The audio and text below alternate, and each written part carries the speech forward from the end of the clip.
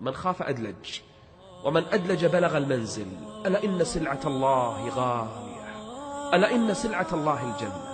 إذا قالوا لك أين تريد أن تصل بالطريق؟ قل أريد القمة. أنا ما أرضى بالوسط، أنا ما أرضى بالدون، أنا لن أقبل إلا بالقمة. لا تيأس. إذا أردت القمة، إذا أردت أعلى المراتب، لا تيأس. لا تحاول مرة وتفشل، مرتين وتفشل وتجلس. لا تيأس من أول محاولة، ولا من ثاني محاولة، ولا من ثالث محاولة. اصبر، طريق طويل، طريق شاق. الخواف يظل طول عمره تحت، الجبان طول عمره جالس، ما راح يصعد، ما راح يرقى الجبال. ومن يتهيب صعود الجبال يعش أبد الدهر بين الحفر. اللي جالس طول عمره يخاف أن يرقى جبلا، أو أنه يتجاوز نهرا، أو أنه يجرب أي محاولة، هذا الجبان الخواف راح يعيش طول عمره بالحفر. لكن الشجاع سوف يصل إلى القمة ولو بعد حين. ومن يتهيب صعود الجبال يعش أبد الدهر بين الحفر. شنو همك؟ شنو هدفك بالحياة؟ ايش تبي تصير؟ قول حق نفسك أنا ما راح أقبل إلا بالقمة، أنا ما راح أقبل بأي شيء. قل لي ما همتك أقول لك من أنت وماذا ستكون. من أراد أن ينظر إلى وجه الله عز وجل فليعمل، من أراد الفردوس الأعلى فليعمل، من أراد طلب العلم فليعمل. مثل ما كان بعضهم سئل من أين لك هذا العلم كله؟ قال بكور كبكور الغراب وسير في الأرض. يعني سهر وسير وعمل. تريد القمة وأنت نايم؟ تريد القمة وأنت جالس؟ تريد القمة بلا تخطيط، بلا هدف، بلا حرص على الوقت؟ يعني أنا أستغرب بالإنسان يريد القمة ووقته ضايع. تدري من الأشياء اللي تمنعك عن الوصول للقمة؟ أحيانا بعض الشهوات والمعاصي. واحد متعلق ببنت، أو يموت على الأغاني، أو ينام عن الصلاة، هذا وين يوصل للقمة؟ هذا ما يستطيع يتجاوز خطوة. الذي علق قلبه بالذنوب والمعاصي ما يصل للقمة أبدا. إن الله يحب معالي الأمور، حديث هذا في صحيح الجامع. إن الله يحب معالي الأمور ويكره سفسافها. لو تسأل بعض الناس شنو هدفك في الحياة؟ ترى شيء يفشل. بعض الناس شنو تبي توصل؟ والله كلام تافه. بعض المقابلات في التلفزيون يسألون بعض الناس أنا ودي أصير مغني، أنا ودي أصير نجمة، أنا ودي أني أكون لاعب. طيب وبعدين؟ هذه القمة؟ في ناس عنده حب تحدي، دام أنك ماشي صح ما عليك من المثبطين.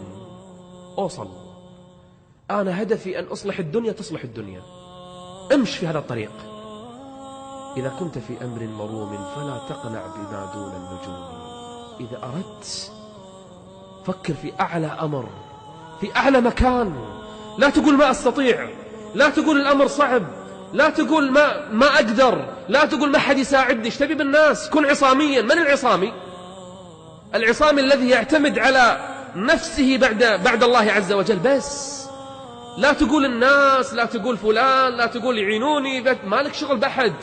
أنت إذا أردت أن تصل تستطيع أن تصل ولو لوحدك. لا وقت للراحة. ديننا دين عزم وجد. وكان النبي صلى الله عليه وسلم يستعيذ بالله من العجز ومن الكسل. اللهم إني أعوذ بك، في دعائه اللهم إني أعوذ بك من العجز والكسل.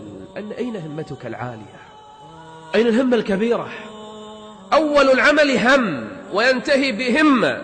الهم قبل الهمة. ترى يهتم الإنسان ثم تصير عنده همة عالية ثم يصل إلى القمة. لكن أين أصحاب الهمم؟ اللي قاعد يطالع فوق ويبي يصل للقمة يا أخوان ما يبالي بالتعب. تدري متى الإنسان لما يصعد الجبل إذا وقف صعب، لازم يكمل لازم يكمل لازم يكمل حتى إذا وصل بعدين ارتاح. الآن لا وقت للراحة. يا أخوان اللي هم بحياته إنه والله يلاحق البنات، ولا يقحص بسيارة، ولا يقعد بالشوارع، ولا يسهر الليالي، ولا هم العالي إنه يلعب بلاي ستيشن. إن شاء الله شوف الهم العالي، شوف القمة اللي عنده. مسكين هذا. وين همتك؟ بما تفكر؟ أنا الإنسان اللي يقول لي أنا بس أبي أنجح بالمدرسة، هذا الله يعين على نفسه. لكن اللي يقول أنا راح أصير إن شاء الله ما راح أقبل بأقل من الدكتوراه، لا تقول لي شيخ العوائق أمامي، ما عليك، عندك همة توصل.